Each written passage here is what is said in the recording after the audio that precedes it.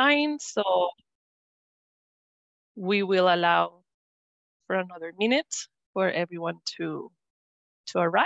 And as you can see, there is a pop-up asking you if you're fine with this webinar being recorded. So in a minute, we will start.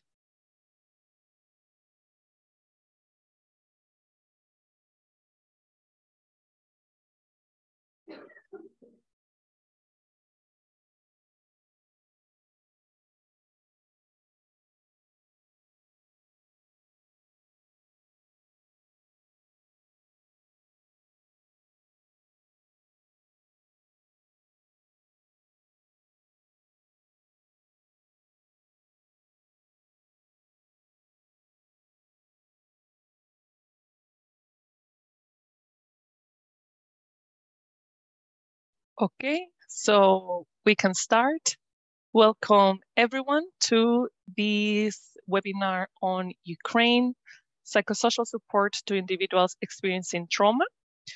This is the second webinar on Ukraine that the IRCT and the IRCT members is sharing with you. The first one was last year, and now we are reflecting the fact that there has been 1 year from the start of the war. We can start with some housekeeping. Please remember that there is interpretation in Spanish and in French. You can see the instructions on the chat. And please remember to mute yourselves if you are not speaking. As of today, the latest updates that we have from UNHCR from the situation regarding the refugees from Ukraine is that across Europe, there is a record of 8,108,448 individual refugees recorded in Europe from Ukraine. And today we have with us 3 of our IRCT member centers.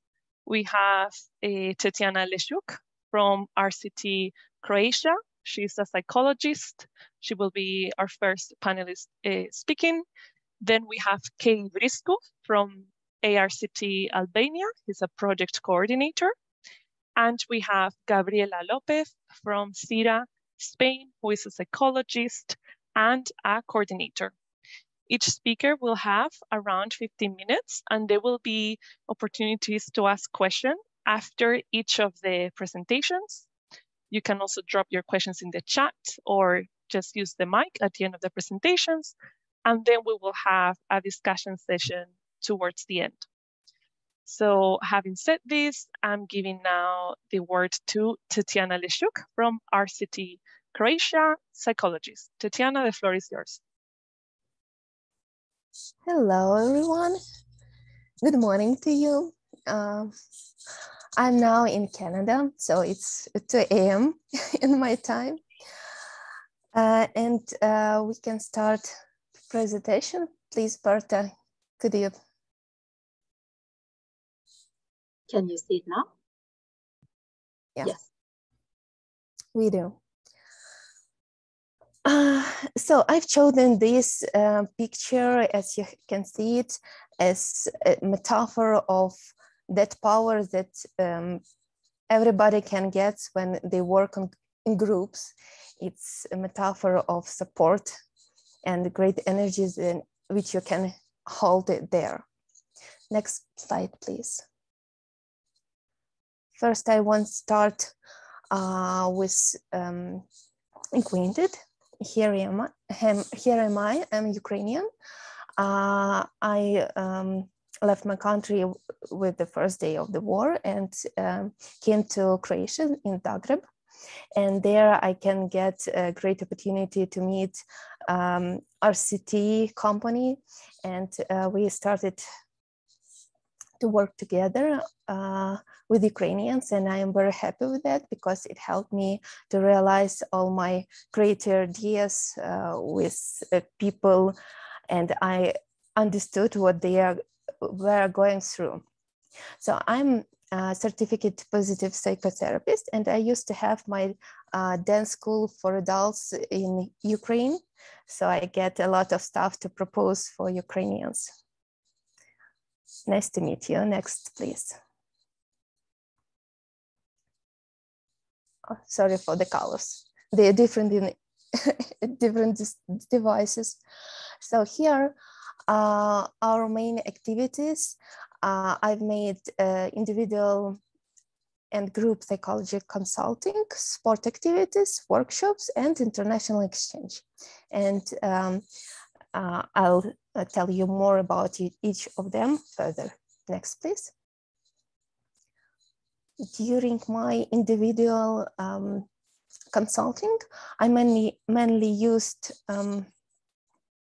brain spotting method. I find it very, very powerful. And it takes not a lot of time to get in results.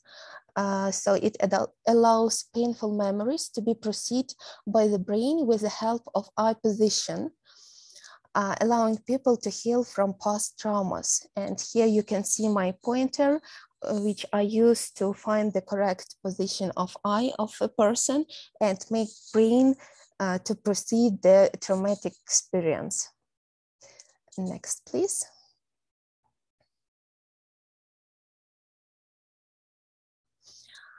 While group work, I used proactive techniques such as metaphorical cards, psychological transformation games, and setting stones. Here you can see all of them.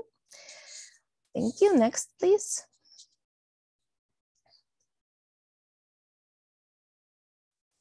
And first I want to tell you about metaphorical cards. I found this instrument very useful because you can find different features of yourself. You can find your shadow there. You can try to integrate in your personality. So it's very interesting work, and also you can find a lot of resources there. So I find them like an open window into a personal inner world. Next, please. And here are my girls who tried it. And next instrument, it's Lila game. It's psychological transformation game.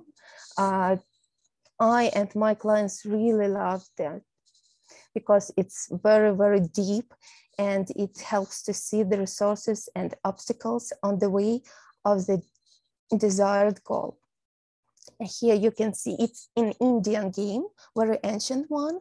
And here you can see cells with different conditions. You just throw the dice and go from the cell to cell and try to understand how does this condition helps you.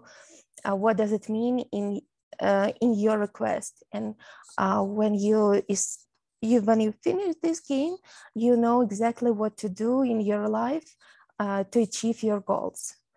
And it's quite a deep dialogue with your soul. So here we're playing this game on the Croatian beach with Ukrainians, and it was just magical environment and magical game. Thank you. Next, please.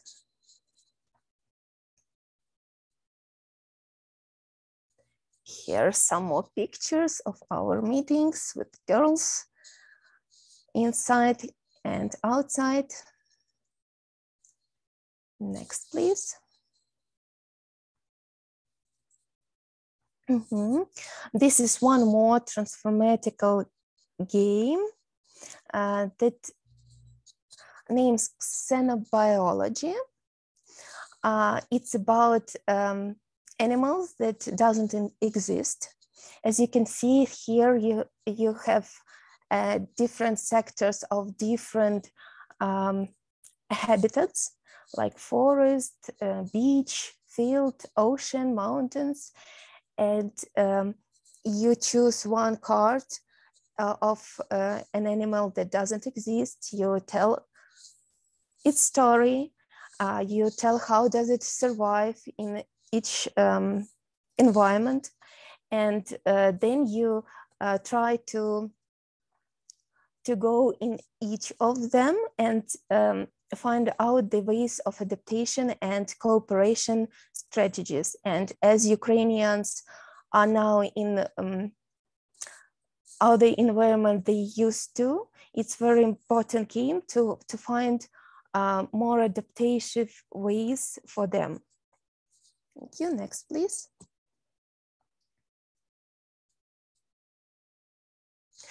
Here are my beautiful stones, setting stones. I love to use it to work with conflict situation. They really gives a great helicopter view on the problem, and the client can try to change the situation in the way he would love it to be, and then to think in the real life what they have to do to make the situation more comfortable for them, as they just put the stones in the right order. So it's a kind of a project technique as well. And here we go. Yeah, thank you. Next slide, please, Berta. Stretching and fitness in the park. We met 3 times a week and make sports and stretching. And our kids were running all around us, but still we get chance to take time for ourselves, to distract from the awful news from Ukraine, and to just make your body more healthier. It was great. Thank you. Next slide, please. And when the winter came, we moved to the dancing hall, and then I provide also lady style dances, social dances such as bachata, and we just have a great time enjoying our bodies, our music, and distract from the war. Thank you. Next, please. Here we are. While we were dancing, that amazing woman Tatiana as well. She great super workshops for children. She is an actress, and she gave our children costumes and make some kind of artistic performances and interesting workshops for children. They were very happy to go there while we were dancing. Thank you. Next, please. Here we are, and it's tango therapy. It's my own idea, a unique combination of psychotherapy and dance, focused on exploring partnership. You can see here Ukrainian couples. During first 2 hours, they were studying the basic of Argentina tango, and then we talked about leading in this process and discuss how it contains the way they do in their real life. So it was kind of metaphor as well, but that one where you can use your body and feel how it reacts on different styles of leading. And we were talking about trust, passion, ability to give time to your partner, even when he needs a lot of it. So it was very nice. Thank you. Next, please. Yeah, and here you can see embroidery workshop for Ukrainians with disability. Here you can see 5 of them from Ukraine that lives in rehabilitation center in Zagreb, and they are very isolated because they have no ability to to go in the center of the city and speak with other Ukrainians. So we had that embroidery workshop for them. We came there and they embroidered their homes like they feel it. They embroidered here. You can see, thank you, Croatia, thank you, Zagreb, as they felt that their feelings. And while they were embroidering, we also tried to sing Ukrainian songs, and they were crying. They shared how they get from Ukraine and who they missed about. So it was really very therapeutic work. And I'm very thankful to Tonchi, who we worked with on this embroidery workshop. Thank you. Next, please.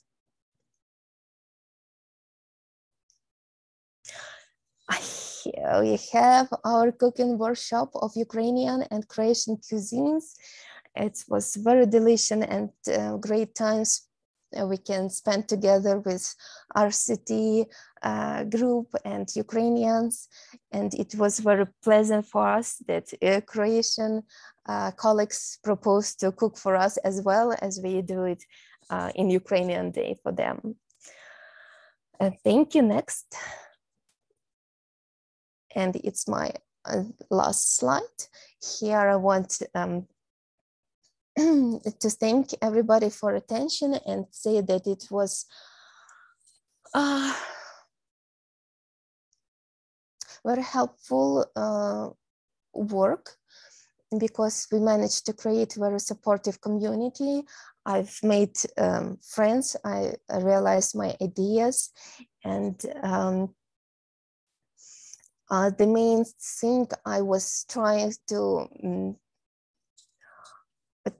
proceed to my clients is that even if they took our homes from ourselves, there's still a lot of things that nobody can take from us, such as our values, our features, and the things that we have choice. And while we have choice, that makes us human. So thank you for attention. Wow, Tatiana, thank you so much. This has been incredibly interesting to hear a little bit from your perspective, but also the techniques. I have to say that they're perhaps not the techniques that we see more often. So a lot of them, I think, are going to be new for some of the participants today. And you described this environment at the beach as magical. And I was thinking throughout your presentation that it's very spiritual as well. Mm-hmm. And we've been able to see a lot of color. So I think there is an atmosphere that perhaps yourself and your member center and the participants in your activities have indeed managed to create, which I imagine is something very essential in these times. And now we have a few minutes for questions about Tatiana's presentation. So people are free to use the chat or to raise their virtual hand. And we will also have a discussion at the end, but if you have any questions just now about this first presentation, feel free to go. I can start with one question until people get, yeah. So you've mentioned so many things, you know, the setting stones, the xenobiology, the metaphoric cards. One of the things that you mentioned as a therapy approach is a brain spotting. Yeah. And we could see that it was about eye position. Mm-hmm. So I wanted to ask about that, because we see across the membership in IRCT that some member centers use the eye movement desensitization and reprocessing therapy, which is the EMDR. Yeah. So I wanted to ask if this was different to brain spotting, if it is the same, if it is any connection, or how they relate. David Grant, who made this brain spotting method, he was working like MDR psychotherapist, and then he stopped his finger for a moment when he saw reflex in the eyes in that position, and he noticed that the processing of healing started to go quite faster than it was in MDR. And then he started to study this and made those new methods like brain spotting. So it's quite close to MDR, but still it's another one. And it's really, really powerful, and it doesn't take a lot of time for healing. So you don't have, like in real psychotherapy, may spend a lot of hours and sessions of for building that special connection with your client. And you can work straightly about trauma with limbic system of the patient. Thank you so much, Tatiana. So it's I recommend this method very highly. Very interesting. Thank you so much. I can see 2 hands and 1 comment. Berta had her hand up, then we have Fernanda, and then we have a comment in the chat. So Berta? Do we have time? Enough? We do have time. Yeah, we do have time. Hi, Tatiana. Thank you for the presentation. I'm just interested. I was telling Carmen that I was also very interested in the dance therapy component, or at least as a complement, right, to other therapeutic techniques. And I was wondering if you do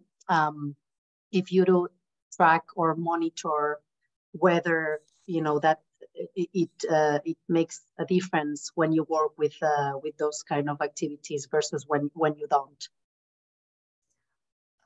You mean do I do monitoring when I work with dance? Yeah, I'm gonna reformulate. If you know how, if you're actually trying to monitor and test whether it it does make a huge difference therapeutically when you work with those that component of dance therapy. You mentioned bachata, tango, versus when you don't.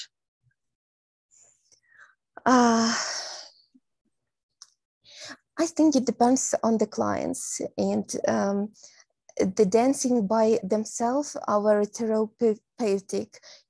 I work with adults, and most of them had a dream from their childhood to go for dancing and to study it, and they had no chance while they grow up. And now they kind of making their dreams come true, and they can try to feel their energy, like sexual energy or something like that might be closed in their life as well. And when I added that psychotherapeutic issue, like talking about what you're feeling, talking about leading in a tango workshop, it's quite more deeper, because you can put your attention on those aspects you didn't do for yourself. For example, you can see, hear somebody's feeling about our workshop and think, I feel something very, very similar, or it's opposite in my inner world. So it's kind of more effective work, as I can feel it. Thank you, Tatiana. Have I answered your question? Yes. And I think it gives space for other discussions bilaterally after this webinar. Thank you so much, Tatiana and Berta. And now we're going to take 3 more questions before we move to the next speaker. So we have Fernanda, then we have a question in the chat, and then we have Jorin Blokland. So Fernanda, please. Hello, everyone. Hello, Tatiana. Thank you so much for the presentation. Excellent. I have 2 questions. I'm very excited as an Argentinian hearing about the tango possibility. That sounds great. So that's one. But two things is, the first one is, how did you connect with the participants and to invite them to the activities? And did you find resistance for that participation? And the other one is, were you using these techniques before? Mm-hmm. Thank you for your questions, Fernanda. As I'm in Ukrainian and newcomer by myself, so we have a lot of Facebook groups where we discussed all our questions, and I made advertisement there that I can do this for free for Ukrainians, and then, you know, we call it BBC. Like they tell each other, and people came, and there are really a lot of participants for this year. Some left for 1 or 2 classes, some came in any workshop I organized, so it depends. Someone just moved and left Croatia and go anywhere else, because now it's very unstable for Ukrainians period. And I tried those techniques in Ukraine before when I was practice. I practiced psychotherapy more than 8 years, I think. So I had group works there in Ukraine and some digital detox retreatments in mountains. We also gather groups and go there. So I had an experience in that, and I had 5-year school of my dancing school, and it was just great experience with working with people and seeing how they communicate with each other. And then I decided to study psychology because I saw that there are so many issues I can't help them with only like a dance teacher. I want to work on more deeper level. So I started to doing psychotherapy. Thank you so much. Beautiful combination. Thank you. Thank you. Thank you, Tatiana. And we're going to take the last 2 questions. We're going to go to the chat, and then we're going to go to Yorin. I am terrified of trying to pronounce this name. Eoin Oshir. I'm really sorry if I'm butchering your name, which I'm sensing I am. And the person is asking, I see many of these activities as creative and personalized ways of encouraging social connections and activity. However, might this best be used with PTSD in later stages of therapy to engage with others again? I am not sure that most of this would help to reprocess trauma memories, but I could be wrong. So what are your views on this, Tatiana? At what stage were these therapies used? Yeah. Thank you for the question. As I said, there were individual work, and if I see or I felt, a client felt that he wants to work online or offline with me in individual work by brain spotting or counseling, we did it. Yes, and also with PTSD, I think it works great because we didn't go deeply in traumas during our group sessions. We were talking about our way from Ukraine, about what we missed, for what we had to left, what we lose. But it was kind of sharing experience, and it was useful. It didn't make such kind of extension of that traumatic experience. It wasn't like that. I was afraid it could be, but it wasn't. We really were more in resources, environment, and supporting atmosphere. Thank you, Tatiana. And we're going with the last question before our next speaker. So Jorin Blokland, please. Yes, thank you, Tatiana, for your presentation. I'm Jorin, a clinical psychologist in the Netherlands, and we work a lot with PTSD in our trauma center. And I was wondering, because you mentioned a lot of techniques that you use, and we, for example, use a lot of EMDR, and there's a lot of research done on those kind of trauma techniques. So I was wondering, is there any research done on the techniques that you said? In brain spotting, they do have a lot of researches, but I don't have now opportunity to share with it. If it's interesting, I can send it to Berta and she can spread it all over. Brain spotting works with victims, and it works with veterans as well. So they do have those researches. What about other proactive techniques? You know, those people who came for workshops, they were more about how to live our life in future, not about past. And they were interesting about about themselves, about their ways of adaptation, about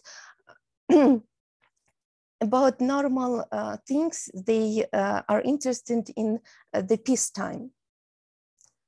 Now, so it we worked with some of traumatic experience in brain spotting in individual sessions, but in group therapy they were more like normal people, if I can say so. No, with like that. Thank you for your question. Thank you so much. And I can see we have a hand up and a comment in the chat. We have to move to the next speaker, but we can maybe do it very, very fast. So I'm wondering, Valentina, if you could make it very brief, and then if Tatiana after that, if maybe you can answer the comment on the chat in a written way. So Valentina, if you want to ask a question, yes? Yes, we choose this approach because we have previous experience from war that you need to include people who came, who are refugees, as faster as you can in local community.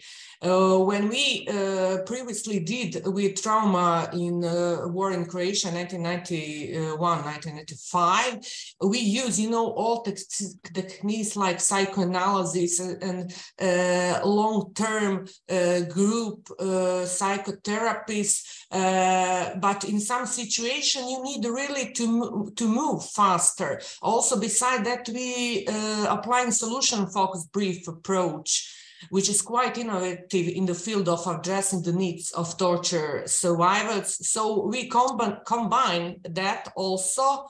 And of course, we try to, in such a short period, to make one compact picture of everything, because of course there is a lot of number of refugees, there are great needs, and you need to push up from everybody the best. Thank you so much, Valentina. And for those who wonder, Valentina is the head of the center where Tatiana works. So she's answering as part of the same center. And Tatiana, as I mentioned, if you would like to answer this last question on the chat by writing from Lila, that would be good. Otherwise, we can pick it up in the discussion later on. About criteria, how I did show the participants, I didn't have any criteria. So okay. Anyone who would like to join could do it. Super. Yeah. That was succinct and informative. Thank you so much. Thank you. So thank you so much for this presentation and your very interesting questions. And we're moving now to our next speaker, who is Kay Briscu from IRCT Albania, and he's a project coordinator. So Kay, the floor is yours. Thank you very much to everyone, and to you, Carmen, for the opportunity. Actually, today in Albania is a holiday because it's Nowruz. but I just want to make a quick introduction about the organization. The IRCT represents one of the first NGOs in the country, founded in 1992 as a torture rehabilitation center, as the only one in the country to offer direct services to the victims of trauma and torture, and treating the ex-political prisoners, ex-veterans, and their refugees.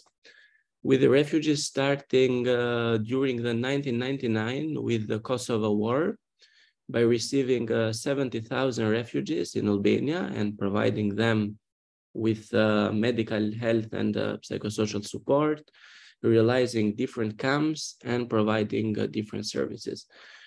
Furthermore, continuing with the Iran refugees in Albania, Guantanamo prisoners, and the latest crisis in the world, such as the crisis of Afghanistan, that Albania was the only country in the world to receive openly the refugees, and we used to offer services to the Afghani refugees, and nowadays with the Ukrainian refugees. So what's happening in the world is such a disturbing situation, shifting from a crisis to another one so fast. Since the first group of Ukrainians arrived in Albania, we started to conduct analysis and to offer some kind of services to the newly one. What we have learned during this process is that the constant support in time is very important, and that we're not treating with torture approach at the group, but and we cannot take off their trauma, but we can try to make them feel more relief and more positive, stress less, and to treat some kind of pathologies that people that are managing the displacement process cannot manage. According to our trauma approach process, we used to base our activities in psychological activities and social activities, and providing them medical supports and medical counseling therapies. About the methodology, I would like to share my screen. Just a moment, yes. Okay.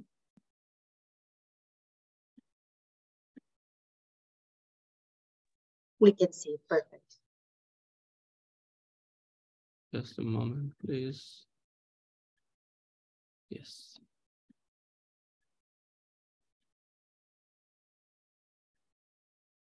Okay. Okay. As I mentioned before, that under this project, we had different goals by providing psychological assistance, realizing social activities, and providing medical support to the Ukrainians. Regarding the psychosocial activities, this time we used to try new techniques, starting not as a very traumatic interviewing process, but using always energizers before starting the activities. And using check-in and check-out as tools to start and to pass to the activities. But what I want to mention is the storytelling. Is a technique that we have used a lot to the IRCT, especially with the vulnerable persons whom coming from places in conflict. This is a very useful technique that creates an emotional connections. You can deliver a message, and you can leave on an impact on the audience. Using the storytelling techniques, the the experts can pass then in the group therapy or one-to-one therapy. And what we learned to storytelling, that we used to integrate in this project the music therapy and storytelling therapy.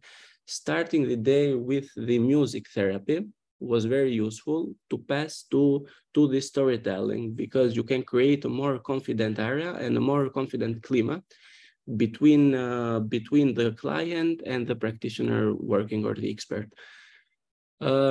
Creating safe spaces makes the people become vulnerable to build a connection easier, to express their thoughts, and can bring the conversation into a personal level.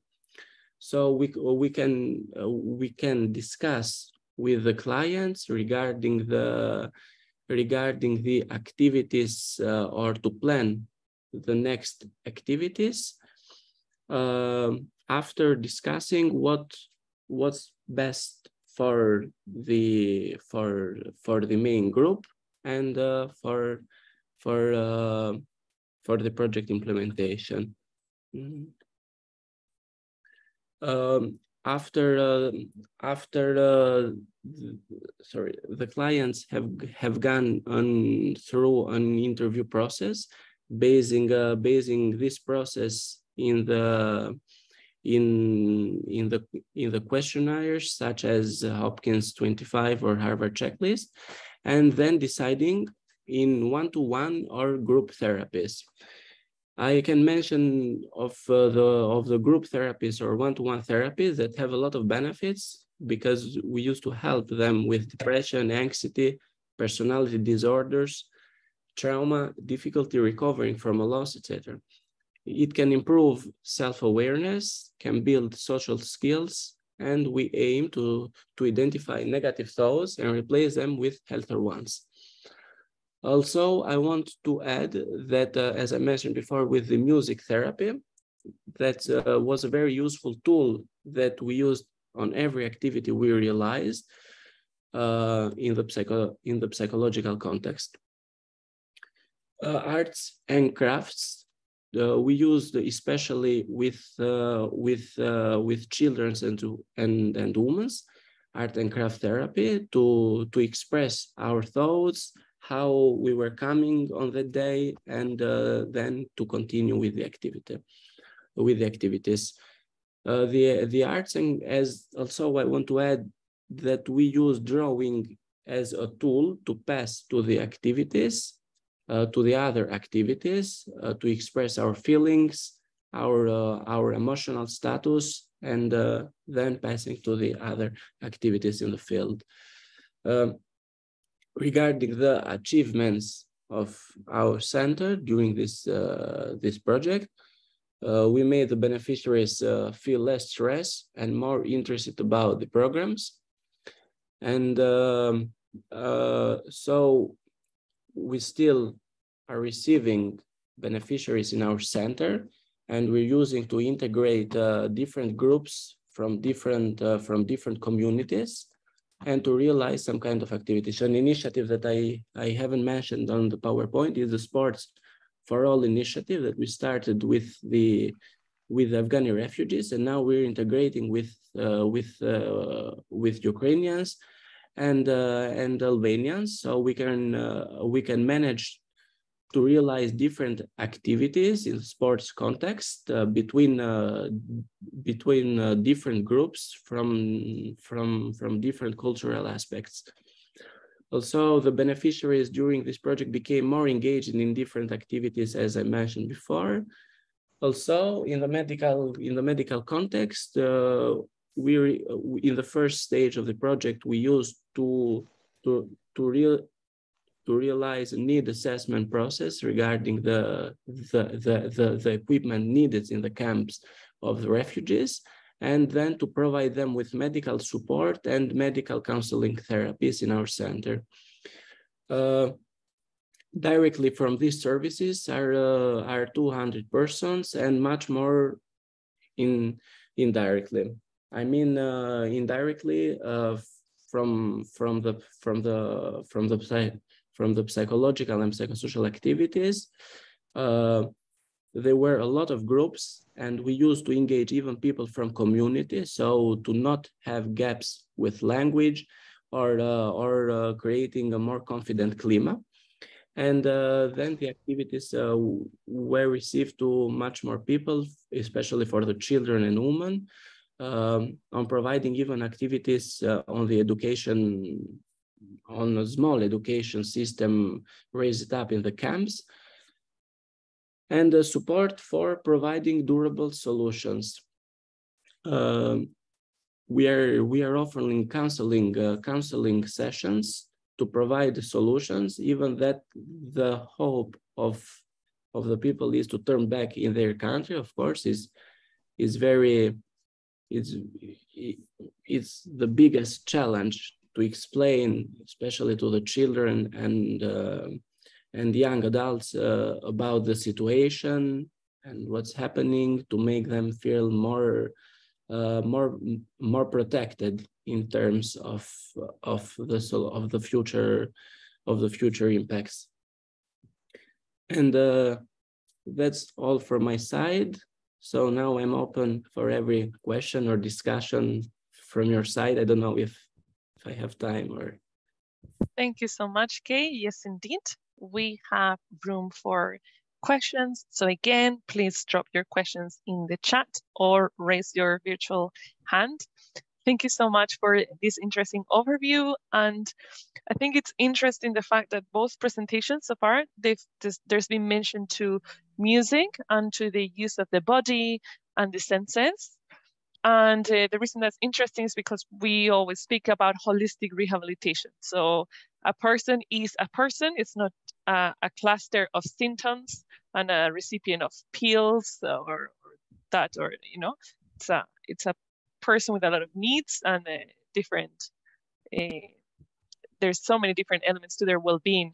So it's excellent to see that member centers are working with this, with the different aspects of what a person needs. Is there any question that we have for Kay? Drop them in the chat or raise your virtual hand.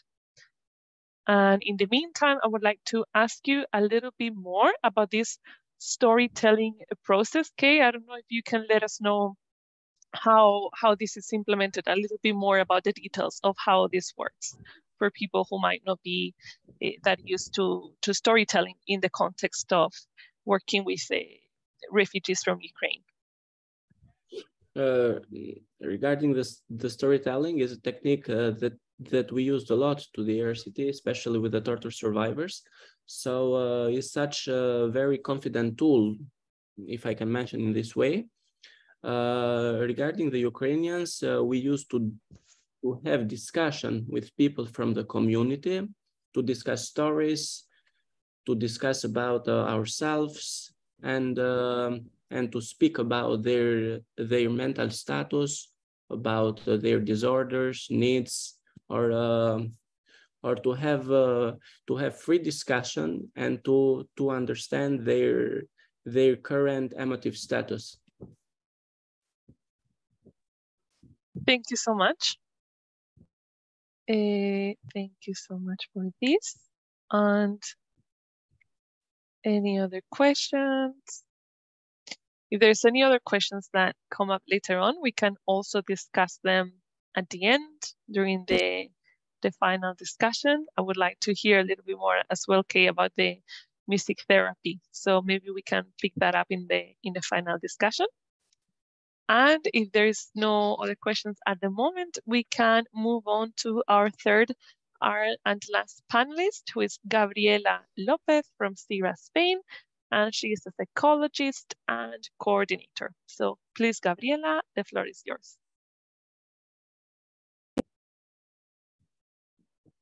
Buenos días. Muchas gracias al IRCT por este espacio y a las compañeras y compañeros que han hablado antes que yo. Desde luego ha sido muy inspirador el arranque de la jornada. Bueno, desde SIRA también es un centro de atención a víctimas de violencia política, malos tratos y tortura, lógicamente, y trabajamos sobre todo dando atención directa y haciendo protocolos de Estambul.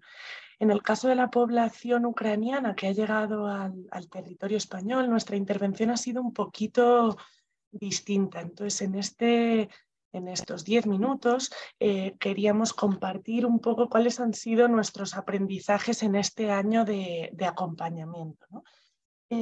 Por un lado, estamos de acuerdo en que no necesariamente hay que incorporar a las personas que han venido del contexto ucraniano bajo el paraguas del trauma, sino que nuestra experiencia es, como han dicho un poco los compañeros, ubicarlo también como en un proceso migratorio y de crisis. Es verdad que nos encontramos con una situación muy compleja que obliga a decisiones muy difíciles, ¿no? Y la huida, la familia se queda allí en situación de riesgo. Pero sí que hay algunas particularidades en el contexto español que creemos que es importante a la hora de ver la evolución psicológica de las personas que se han visto obligadas a huir, ¿no? Muchas de las personas que llegan aquí y que hemos estado acompañando salen muy pronto, tienen muy facilitada la salida del país y por lo tanto es una huida muy repentina, con muy poca planificación y con mucha con mucha acogida y mucha respuesta por parte de las personas que les reciben. Hay un clima social muy diferencial con el resto de personas refugiadas. La narrativa es de bienvenida y es de legitimar la salida del país, ¿no? Como que todo el mundo da arropa de manera cálida a las personas que llegan hace un año. Por lo tanto, hay como una pertenencia a un grupo de víctimas reconocido como víctimas frente a un conflicto que está señalado a nivel internacional, ¿no? Y esto, a medida que va pasando el tiempo, obliga a ir viendo cómo responde tanto la sociedad acogida como las personas que llegan. Una de las variables diferenciales, yo creo, a la hora de entender cómo se ha podido acompañar es que la respuesta institucional ha sido masiva. Ha habido una regularización desde el minuto 1 que de alguna manera ha garantizado cierta estabilidad o cierta tranquilidad en el territorio, ¿no? Y esto yo creo que ha sido un aprendizaje a la hora de ver cómo las personas pueden afrontar una situación tan compleja como huir de un conflicto. Asumiendo que el grupo es heterogéneo, como habéis podido decir las compañeras anteriores, y que nuestra observación es muy concreta, ¿no? Es en un territorio muy concreto. Gabriela, sí, por favor, voy a pedir si puedes hablar un poquito más lento, más despacio para los la intérpretes. Sí. Vale. Perdón, compañeras intérpretes. Vale. Una de las ideas que vemos en las personas a las que hemos estado acompañando es que ha habido una idea inicial de temporalidad. Las personas salían pensando que iban a salir por un periodo muy cortito y ahora, pasado un año, lo que vemos es en muchas personas una desesperanza por no saber cuánto tiempo va a durar esto y la dificultad para gestionar esta incertidumbre y esta ambigüedad y esta prolongación constante, ¿no? de una salida que fue muy rápida, y hay una disminución en la respuesta de acogida, tanto de la ciudadanía como de la institución. Esto que se prometió cuando la gente llegó, ahora ya se ve muy disminuido. La gente está cansada, está a otros problemas, la ciudadanía, y las instituciones están empezando a recortar derechos, cosas que antes las personas ucranianas tenían acceso de manera automática. Ahora lo que están viendo es que cada vez su situación es de mayor precariedad, ¿no? Y dentro de la población refugiada se han visto algunos elementos como de rechazo cierto rechazo hacia la población ucraniana, considerando que tenían acceso a mayores beneficios, ¿no? Yo creo que esto ha sido también difícil a la hora de poder acompañar. Dentro de esta lógica de no enmarcarlo obligatoriamente en el trauma en todos los casos, sino en una situación de duelo o de crisis, yo creo que hay una reflexión interesante que es, claro, es una situación muy particular porque la gente a la que estamos acompañando, por un lado, ha mantenido un contacto constante con la gente que se mantenía en el país, que se mantenía en Ucrania, y luego ha sido una guerra masivamente retransmitida, tanto para la gente que acompañaba como para la gente que llegaba. Y yo creo que esto nos pone un reto a la hora del impacto psicológico y a la hora de desarrollar estrategias en el acompañamiento, porque creo que es diferencial a otros conflictos que acompañamos, ¿no? En esta cosa del duelo, yo creo que las estrategias que nos compartían los compañeros, ¿no? De compartir qué hemos dejado, qué hemos perdido, es decir, no focalizar obligatoriamente en la experiencia traumática que mucha gente yo creo que no ha vivido tanto en primera línea, sino en el proceso tan complejo de dejar tu casa y de tener que enfrentarte y adaptarte a otro contexto, ¿no? Nuestra experiencia ha sido también cómo acompañar esta ambigüedad, esta sensación todo el rato de no saber si me voy a quedar o me voy a ir. Ha supuesto un reto para los equipos, porque muchas veces la gente que llega al territorio español tiene claro que va a empezar un proyecto vital en el nuevo territorio, ¿no? Y con las personas provenientes de Ucrania esto ha sido un reto porque muchas personas manejaban en una constante ambigüedad e indecisión, ¿no? Esto ha supuesto dificultades en la adaptación y en el acompañamiento.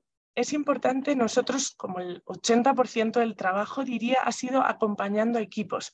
Desde SIRA hacemos supervisiones interdisciplinares, que es que se reúne todo el equipo que interviene con las personas. Todo el equipo es desde la persona que está en administración, trabajador social, profesoras de castellano, abogadas, psicólogas, para intentar pensar de manera integral cuáles son las estrategias que podemos desarrollar para acompañar, ¿no? Y nos ha sorprendido que desde hace 6 meses el 98% de las supervisiones han sido de personas ucranianas. Es decir, todos los equipos han encontrado unas dificultades particulares a la hora de acompañar a las personas provenientes de Ucrania. Probablemente bueno, como elementos que hemos podido identificar, exigencias que tienen que ver con que se prometió una acogida con unos estándares muy altos que no se ha cumplido, con esta incertidumbre, ambigüedad y dificultad para aceptar que hay que reconstruir el proyecto de vida, con el perfil de las personas que venían, eran mujeres y niñas que suponían unas particularidades muy específicas, ¿no? La gente no sabía cómo intervenir con infancia. Creo que es la primera vez que se ha puesto el foco en infancia como buena práctica y que se ha entendido que los niños y las niñas también tienen procesos migratorios y no tienen que vivir solo los procesos de sus padres, unos desequilibrios en los sistemas familiares, y luego nos hemos encontrado algunas situaciones de personas que venían con cuadros psicológicos complejos, ¿no? Personas que venían con situaciones de alcoholismo, que venían con situaciones de violencia dentro del sistema familiar. Luego han llegado muchas personas que venían con diagnósticos de trastorno mental grave, que ha habido que ver cómo se les daba respuesta, ¿no? Entonces, bueno, un poco en este marco, nuestros aprendizajes, yo creo que ha sido la importancia de la regularización como estabilidad y la respuesta institucional, el respetar esta heterogeneidad. Yo creo que ha habido también como una idea de que la gente que venía de Ucrania eran todos del mismo perfil y sí que el aprendizaje ha sido respetar que no todo el mundo tiene el mismo posicionamiento frente al conflicto, que no todo el mundo tiene la misma narrativa respecto a lo que ha ocurrido, ¿no? Y cómo el hecho de que nos retransmitan la guerra hace que todo el mundo opina sobre la guerra de Ucrania, ¿no? Y yo creo que ha habido una invasión a la intimidad también y a la manera de contar el conflicto individual, ¿no? Por esta mediatización. Creo que hubo un error muy importante con los intérpretes. Al principio todos los intérpretes eran rusos, y esto había personas que no lo manejaban para nada bien, y creo que tardamos demasiado tiempo en reaccionar. Creo que ha habido un aprendizaje de cómo aprovechar la ciudadanía para la inclusión. En España, al menos, la acogida de personas refugiadas está hiperprofesionalizada, y yo creo que a nivel psicosocial un aprendizaje ha sido la importancia de que en el colegio las mamás se involucren e inviten a los niños a los cumpleaños, que en el supermercado, en el parque, la ciudadanía responda de una manera psicosocial. no dar por supuesto el trauma. A nosotros nos ha sorprendido cómo muchos equipos que llevan 20 años trabajando con personas solicitantes... El tiempo, sí, el tiempo. No, que los intérpretes se me están quejando que te aceleran. Vale. Pero no pasa nada. Perdón. Tranquila.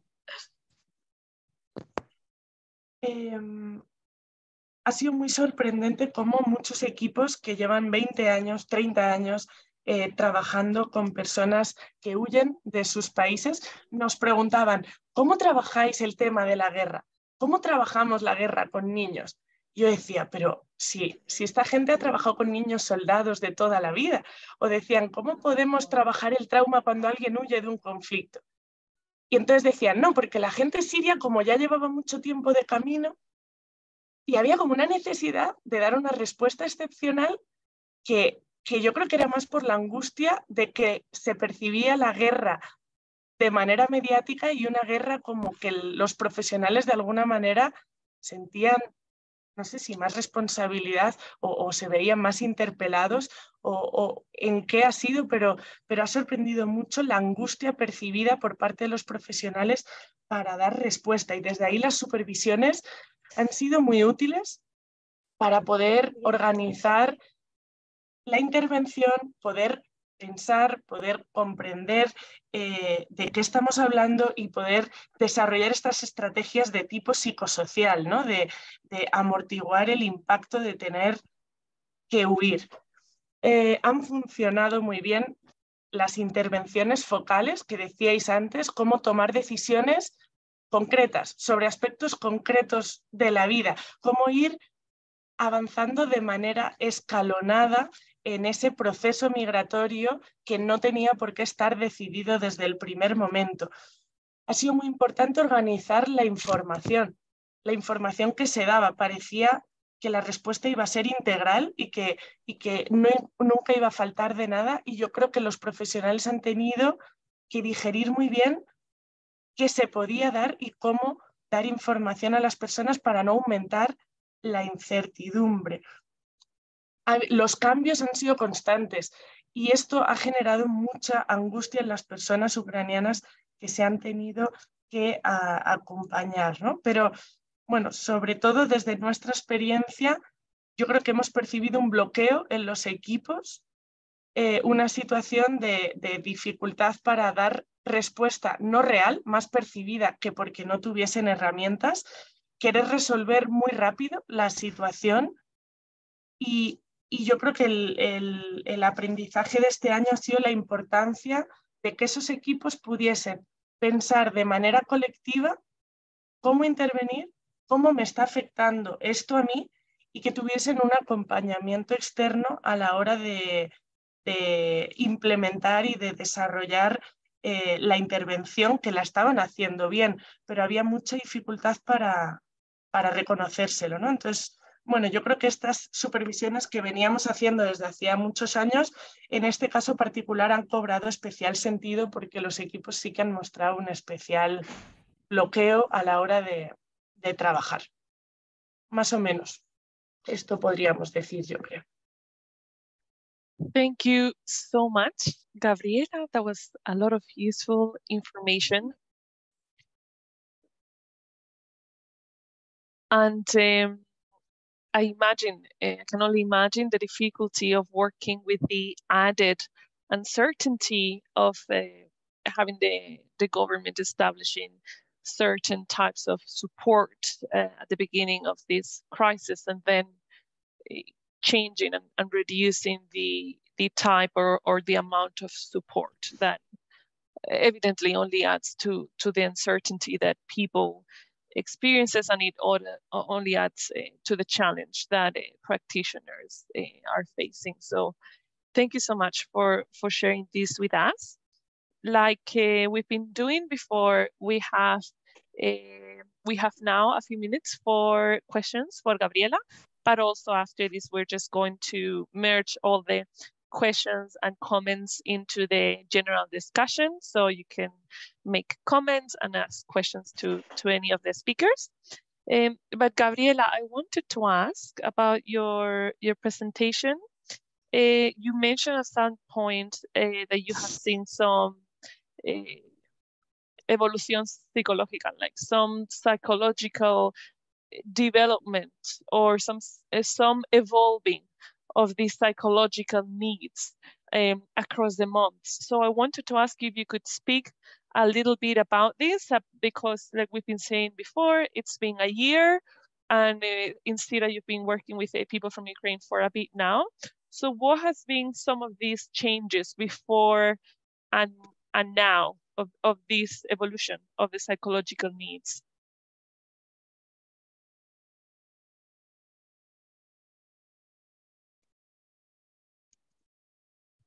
O sea, yo creo que por un lado ha habido como un proceso cognitivo de pasar de una decisión migratoria a corto término a una decisión migratoria a largo término. Y creo que esto ha sido un punto de inflexión para muchas personas, y que el trabajo que al principio tenía que ver con la comprensión del contexto, con realizar actividades de la vida diaria, con retomar rutinas, con manejar aspectos emocionales de la angustia y la ansiedad por lo que pasaba en Ucrania, es decir, con acciones más inmediatas, ha exigido con el paso de los meses una reformulación vital que en muchos casos ha supuesto un reto adaptativo. Es decir, una cosa que al principio era práctica, después pasa a ser existencial, que es tener que tomar una decisión vital para la que muchas personas no estaban preparadas, no la habían definido, ¿no? Entonces yo creo que ha aumentado la desesperanza en muchos casos, en otros no, y que el acompañamiento ha ido más centrado a la aceptación de una decisión que se prolonga, y entonces a eso que comentaban los compañeros de los otros centros de cómo imaginar esta nueva vida, ¿no? Cómo construir una vida que a lo mejor no era tan cortoplacista, y entonces obviamente pues ya planificar más a nivel laboral, a nivel de reconstrucción de proyecto de vida, a nivel de cómo me veo yo aquí, a nivel de, bueno, de decisiones más complejas, ¿no? Thank you so much, Gabriela. I think the way you've explained it is very useful for us to understand this explanation of the fact that it used to be demands or needs of a practical nature or thoughts of a practical nature at the beginning, and now it's more these existential questions of, okay, what is my life project, and what do I want to do with my life in these difficult circumstances? So thank you so much. And I wonder if Kay or if Tetiana has seen similar patterns of this evolution of psychological or expressed needs, from asking or needing more practical stuff to then the change that happens when people clock in or starts considering that actually their host country might be the country where they might stay in the longer term. Have any of you witnessed this in your centers, or for any other member centers that are here with us in the call and have been working with Ukrainians, have you also seen this evolution in needs as the time went by?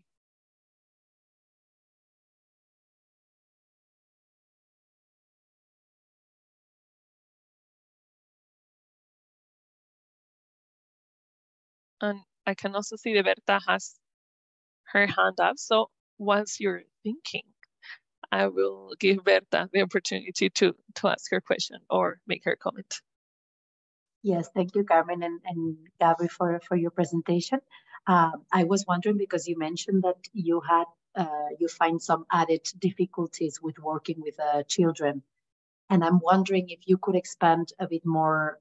So I understand that you weren't working with children before necessarily, or focusing on that. And I'm wondering what are the difficulties, and also how you're quickly adapting to it as a team. Thank you.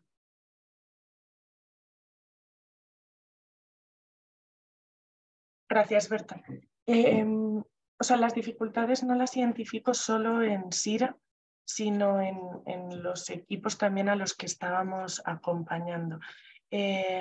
Tradicionalmente, si un niño migra solo, normalmente ya está en una edad más o menos mayor, adolescente, y habitualmente se les adultiza y se les trata como si fuesen bueno, pues personas mayores, ¿no? Y no se entiende su necesidad dentro de la infancia.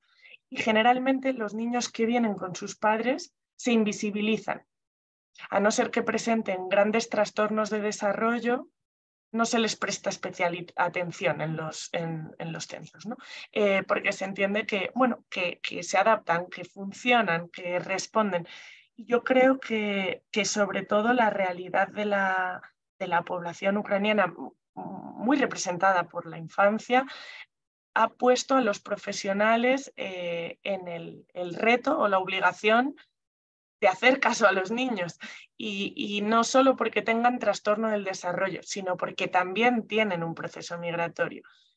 Entonces, bueno, desde SIRA, por un lado, ha habido una respuesta de cómo acompañar a los equipos, haciendo nosotros esta reflexión con los compañeros especializados en infancia y buscando espacios de reflexión y de herramientas, ¿no? Pues más vinculadas al juego, a técnicas proyectivas y de expresión no verbal, etcétera, así como algunos casos que sí que presentaban bueno, pues un cuadro psicopatológico más complejo, que entonces hemos contado con una psiquiatra infantil que los atendía dentro del equipo, ¿no? Porque es verdad que el sistema público no siempre podía dar respuesta. Muchas gracias, Gaby. Thank you so much, Gabriela. And I can see we have more member centers in the audience that have worked with people from Ukraine. So I'm wondering if there is anyone that would like to add about their experience or to comment if there is anything from the presentations today that has resonated to what they have experienced as a member center. We would love to hear from different parts of the world, what your experiences with the people from Ukraine have been. And also, I have to say, whilst we've been in contact with the IRCT member centers that have been focusing on the Ukraine response, we saw a lot of this practical help that you were mentioning at the beginning as well.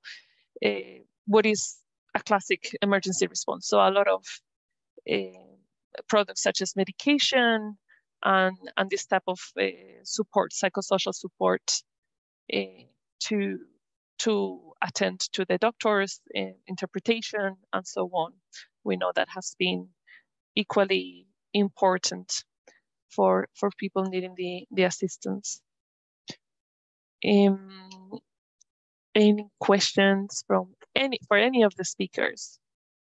I'm wondering, Carmen, because I can see we have Ludmila also in the call, and I'm wondering, Ludmila, if because you were also part of the emergency response at the very beginning from Memoria, Moldova, and I'm wondering if you have some comments or you would like to add, or maybe you've been having some additional challenges to your response.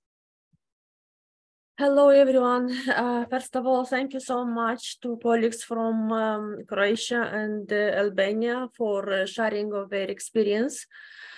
Indeed, now it's a hard period for many of us, centers which are trying to help refugees from Ukraine, because their situation is very difficult, and the stress factors is still very active. In Moldova, we're trying to do our best in order to help them. We focused mainly on refugees with severe health issues, because medical assistance is a big challenge for many of them. Last year we helped about 3,000 of people, Mainly, already I said, mainly people with health issues, mothers with babies, pregnant women, etc. Moldova is a small country and our authorities tried to help them, but we had no experience at national level. We had no experience so far in assistance of a very big number of refugees. That's why the state institutions failed to support them concerning health assistance. Regarding psychosocial activities, we also tried to do our best to help them. We used individual sessions of counseling and therapy. We managed to organize some group sessions, excursions, art crafts, etc. Something similar as related our colleagues from Croatia and Albania. But it's very difficult because we have a very big number of refugees and our team is very small and to have no appropriate space for activities. Now we are working on solving this problem. Hopefully we'll have a new office in this year, so we'll manage to do much more. Yeah, that's all. Thank you. Thank you so much, Ludmila. Are other member centers or non-IRCT member centers struggling to cater for the needs of people from Ukraine or to continue projects? Because continuation is something that we really discuss at the IRCT. Like it happens sometimes at the beginning, you receive some attention or pool of funding or projects in this area, and then somehow in organizations or people, we might find it a bit difficult to understand that the trauma continues, the trauma lingers way after the start of the war and way after the person migrates. And not only that, but all of you in this call are familiar with intergenerational trauma. So we were in a conference recently, the NCTTP, the National Consortium for Torture Treatment Providers in the US, which is a coalition of rehabilitation centers for torture survivors in the United States. And there was a panel of survivors speaking, and one of them spoke to the fact that she was a survivor of torture. She was a mom, and she was saying the work needs to continue because trauma is affecting the way I parent my child. And she knew that was a common experience. So I wonder what central situations are with this. And I can see we have 2 hands up from Kay and Valentina. So Kay, please go ahead. No, I think Valentina was first. So thank you so much for picking that up. Valentina, please go. I mean, it doesn't matter, but please be aware for the situation of countries from East Europe and Middle Europe. We do not have funds for refugees on national state level. And the second one question is directly to IRCT. Why there is no direct funds on European Commission? I haven't seen for months. I'm looking all the time if there something. I also want to advise, there was once one budget line on European Commission named PAFT, which just disappeared. And it was the best budget line to solve some, if I cannot say problems, but this is an emergency. And why there is not emergency funds for us to collaborate on different levels. I mean, we used to have a good collaboration with Romania, Greek, Moldavia, where it just disappears because there is no funds and there is no national levels. And you can ask me, how can I do something with 10,000 euros a year for 22,000 Ukrainian refugees in Croatia and can do nothing? I mean, I know what is a national level. I think Hungary, Romania, I don't know, Serbia, or probably the same situation. It is just my small comment about I think that that is a very pertinent comment, Valentina, and we take it seriously. And actually, when we asked the different IRCT member centers that had been working with the European response about some information for communications, we could see perhaps this point was made by your center precisely, the fact that this is such an emergency and a crisis situation, and that more attention needs to be put into it and more funding needs to be put into it. I don't think anyone would disagree with that. I cannot answer the question about the EU Commission and what happened with that pool of funding. That's information that I do not have. What I can say is that we have conveyed this information to our donors, who, of course, we thank the Sigrid Rousing Trust, who have provided with funds for these Ukraine response projects. And we have conveyed this information about the need. At the same time, our mandate is to work with torture survivors. And we're also aware that perhaps not most of the people who have migrated from Ukraine to Europe necessarily identify themselves as torture survivors, or have not necessarily experienced this, or is not something that has been reported. But of course, we're very aware of the need. It is something that we discuss at the IRCT, and of course we're hoping to receive more funding in this area, because of course we are aware of the situation. Yeah. I'm aware that not torture survivors, torture victims, but we don't know what is with their families in Ukraine, and you cannot, I don't know, ask to have a pool of torture victims when this is basically refugees, but maybe they are member of the families and they even know what's going on there. Because every news is re-traumatization for news is re-traumatization for them, and on the personal level, we don't know what's going on with the families, because this is some information they cannot share in this period of war. I mean, we are a country from war. I know what's going on and how mechanism works, and the truth and story comes out a few years later. That is the thing. And of course, there is no budget line for torture victims, but these centers, I think, need to use even for a wider thing, not only for that. Okay, it is our basic mission, but in our country, and I don't know how is with other countries, there are no big number of organizations who work direct assistance and who are ready to start to communicate with people, to help them.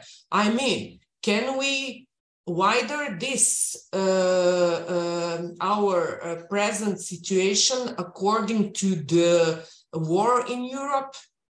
I mean, this is something we need to think, but I don't want to repeat the lesson I survived, because I know what will be in few years when everything of this stops, or maybe it will not stop. Mm-hmm. We don't know. Yep. But let's take another step and another level when we are here, and there is so much of us, and we are struggling. Probably some on the border of existing, and not to mention the burning out. Not to mention, it is a very hard job. I think we can only agree with you, Valentina, and thank you for your honest and open views. That's really as much as I can say. As a head of the member center yourself, you know the way funding works. So that means that we can not always get what we want. And but of course, this is something that we really keep in our radar. And there's nothing that we would like more than continue supporting in this area. So if we can, we will, but your feedback is very, very welcome, especially because we understand what you said, that there is also consequences for the workers regarding burnout. It's an incredible hard job, and that's something that we really acknowledge. I'm afraid I cannot be more specific than that, but just to say that thank you for your views and that they're always welcome. we have the hand up for Kay, and then we have a comment and question in the chat. So Kay, please go ahead.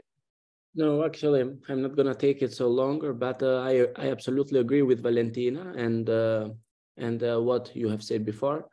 Actually, the to have a continuity on the work is a very big challenge, especially with the refugees or people coming from places in conflict.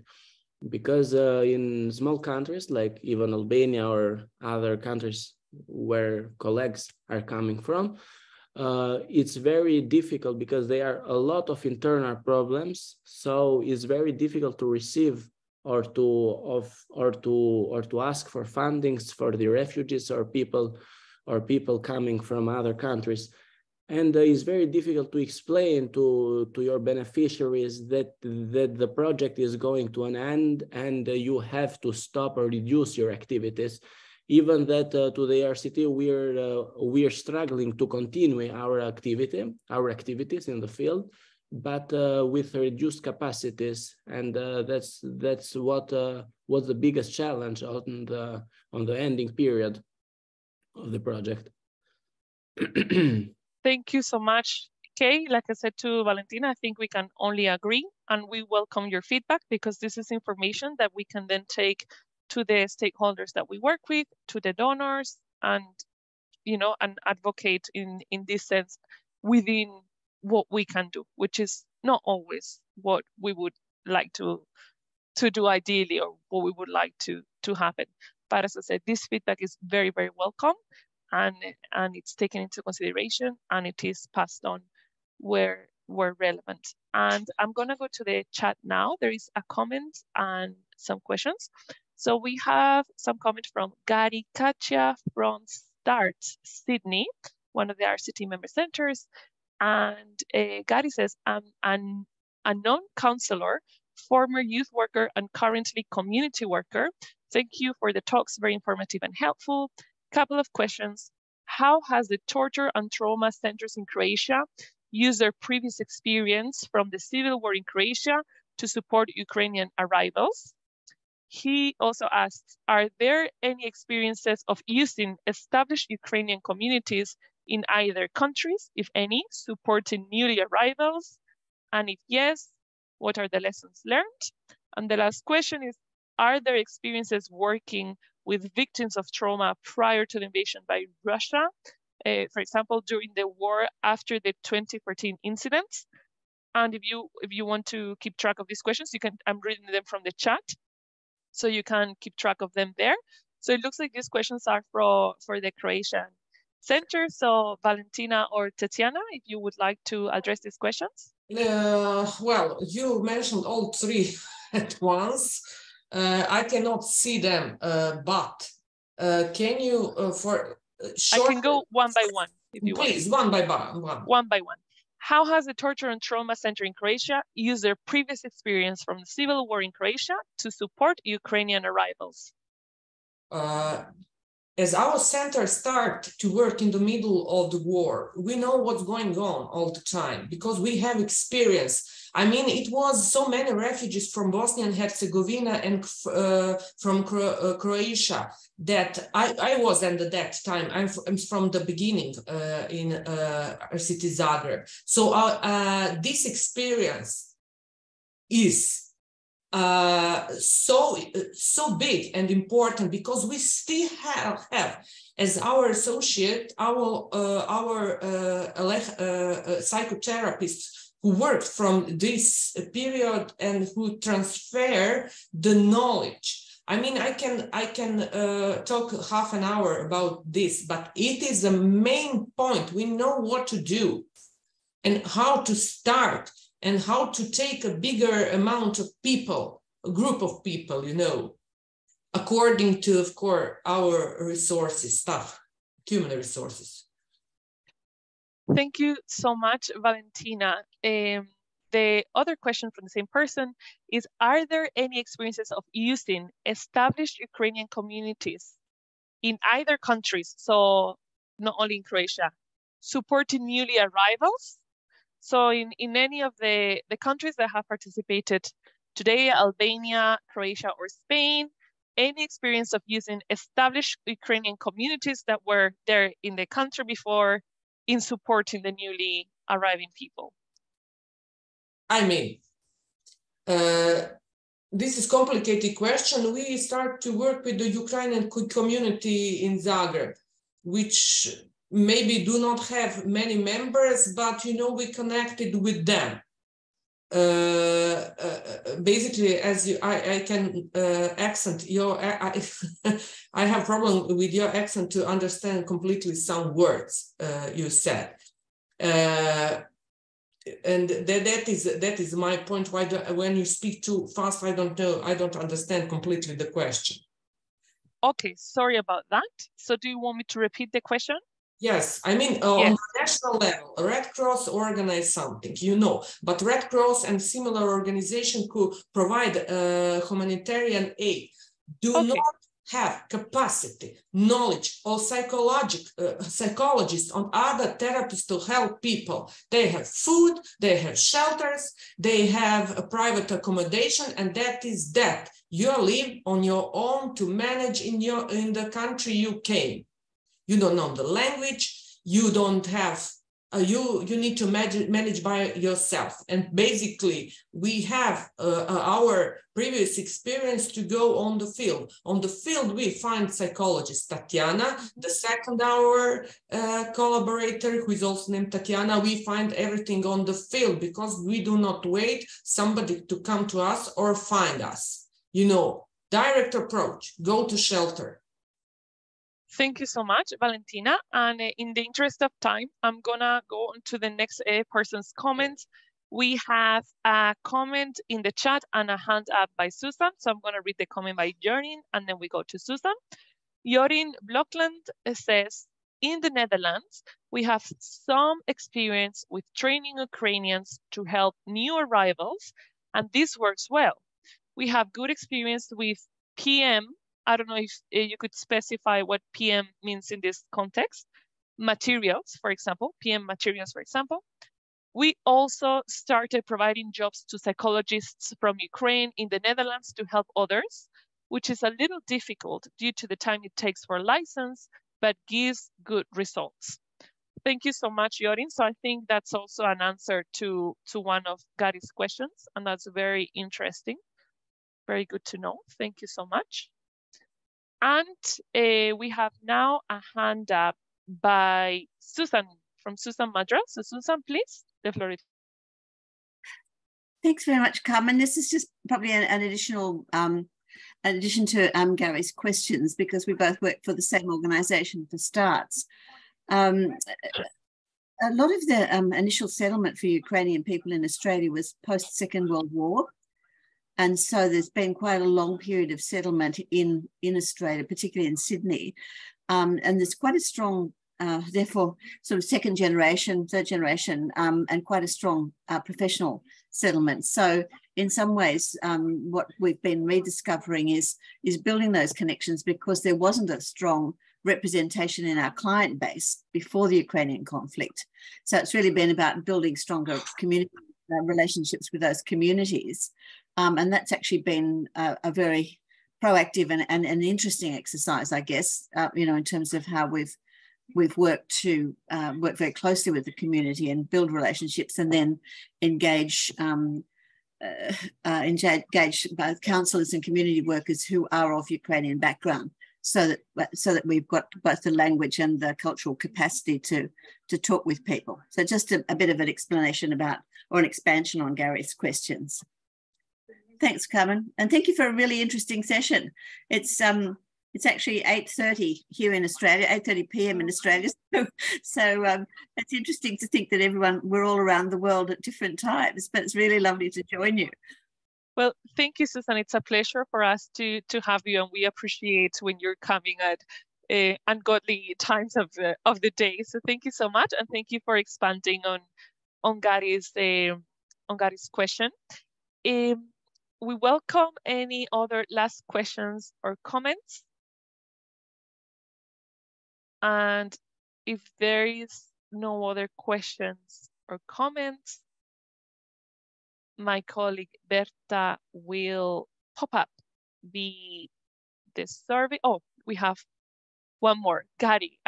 Gary wants to pursue his third question, which we moved on from, but now that we have no more, we're going back to it. It says, my third one are their experiences working with victims of trauma prior to the invasion by Russia, for example, during the Civil War, after the 2014 incidents.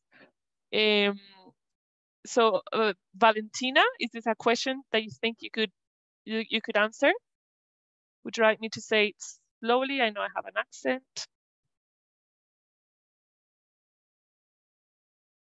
Well, to answer this question, I'm not speaking about Russian incidents in 2014. I'm speaking about war in Croatia and Bosnia and Herzegovina. It is the same model which happening now in the Russia and Ukraine of invasion like it was in Croatia and Bosnia. For that thing, I understand the political situation, and if you ask me if we had Ukraine refugee after that incident, no. But person is a person, man is a man. And this situation is copy-paste like in Bosnia and Croatia, you know.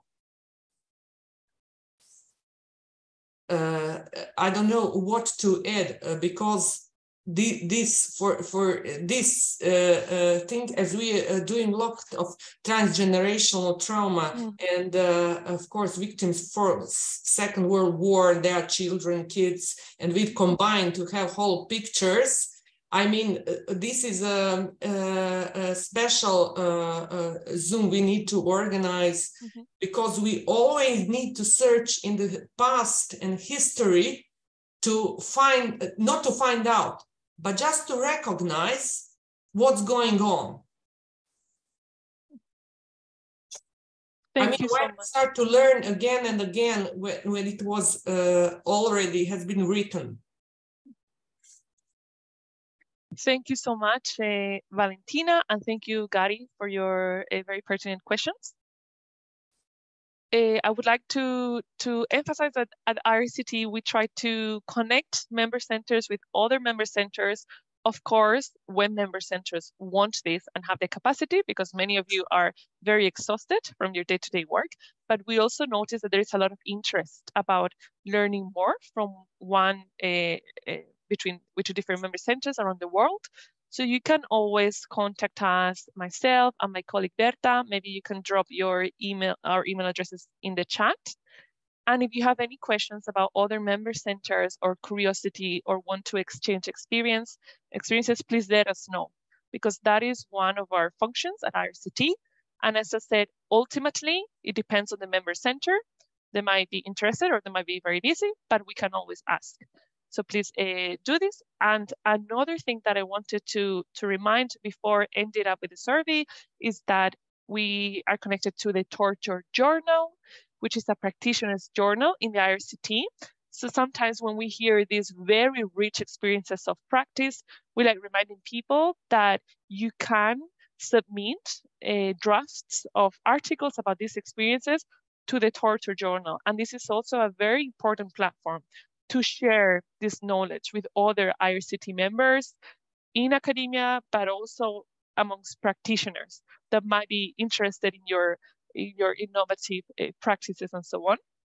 And we can also provide with advice or recommendations if you don't know how to go about this, if you've never done this before. My colleague Berta, who's here with us, she's also the knowledge focal point and the associate editor for the Torture Journal. So you're very welcome to write to us about, okay, I think I would like to write about this, but how do I go about that? I've never done this before. You're welcome to ask.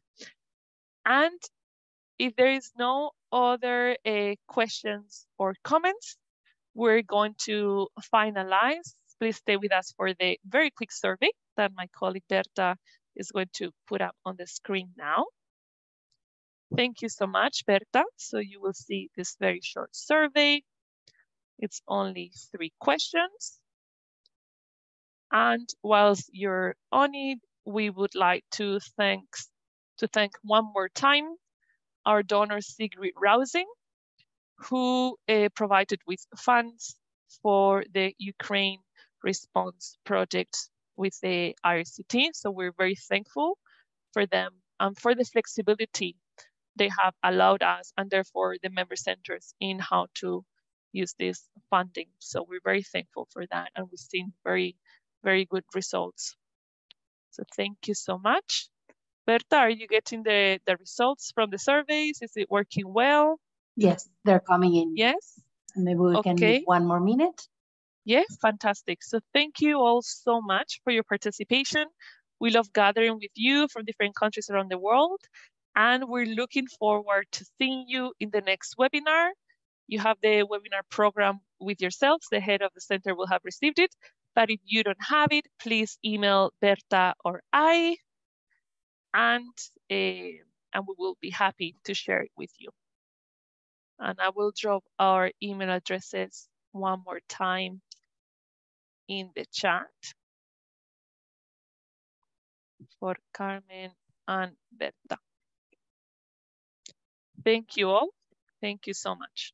Perfect. I would just remind them, Carmen, that the webinar will be, the recording will be posted, uploaded in the FABO site, and will be shared, as always, with all participants. Super. Thank you so much for the reminder.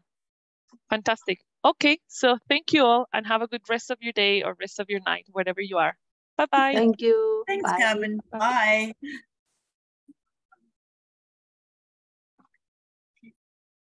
Bye-bye. Bye-bye. Bye. Okay, I can see you have a question. You can still ask us because we're still here. Just because we're here, so just a small question, but not regarding this topic, regarding this another topic. If I can, just small questions to clarify something. Is it to do, if it's to do with the project, we might take this call bilaterally. Is that okay? Okay, perfect. Is that okay? Yes, but if you want, I don't have many meetings today. If you want, we can do, you can just call me on WhatsApp call actually in 20 minutes, if that works for you. Or I'm going to email you, because okay. I have a very normal questions regarding the survivor engagement, but I'm going to. Okay. Fantastic. Yeah. So email will be it then. Thank you. Bye. Bye. Bye.